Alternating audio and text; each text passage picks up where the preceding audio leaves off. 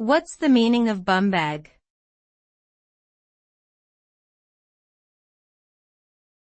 Bumbag.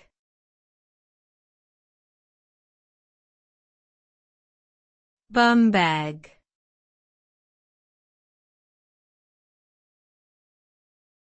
Bumbag.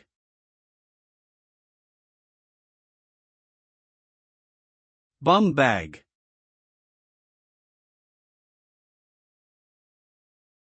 A bumbag is a small bag worn around the waist, also known as a fanny pack. It is typically made of fabric or leather and has a zipper or buckle for closure.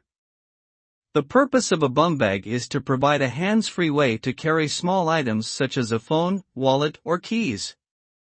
Initially popular in the 1980s and 1990s, bumbags have recently experienced a revival in fashion, with many designers creating stylish versions of the practical accessory.